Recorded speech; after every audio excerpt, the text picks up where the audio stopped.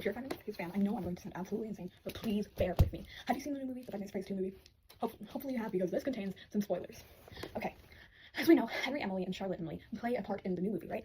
At the end of the credits, Henry Emily has a little speech, a little dialogue, a little message. I wrote it on the back, like a Easter Bunny figure, because I can. Free will.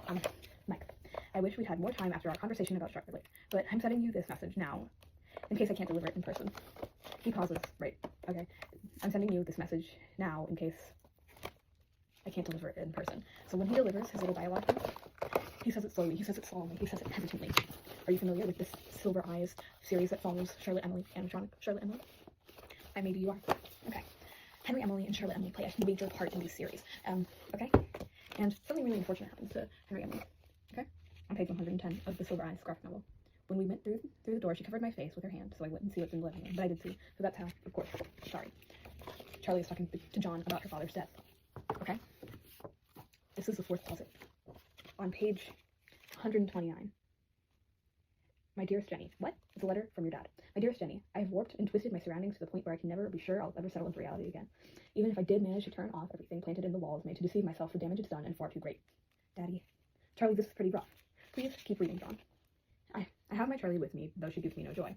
I have poured agony into her, made her a reminder of what I once had, but of the unbearable pain of what was taken from me. Keep all the closets shut and let them be tombs for my denial and my grievance. Especially the fourth closet. Seal it, bury it. But that's where I felt Sammy. That was Sammy calling to me from there. My grief was already beginning to waken me to reality, my bad. When I began what was the final stage. I had no choice but to cease my work, it was feeding my own delusion. My old faithful partner, who can only hope is now in the grave of his own, took what I had begun and made something of his own, something dreadful. I was able to stop him and seal away what he made. Jenny, you must ensure that seal remains. Then someday, after many decades we've passed and no one remembers, fill the house with every kind of flammable thing and burn it to the ground, standing close guard to put a bullet into anything that emerges from the rubble, no matter what or who it looks like. I'm going to be with my daughter. Love always. And to the end, Henry Emily. A suicide note from Henry Emily. Because, do you want to know why? Because his daughter, his pride and joy was taken from him. In the movie, Henry says he wasn't always the best father. And we see that in how he treats Charlie, but it isn't really Charlie in these, okay? It's an animatronic made to prevent his grief from, seeping in. It's really confusing. But, bear with me here, okay? I think Henry Emily is going to off himself in the movie.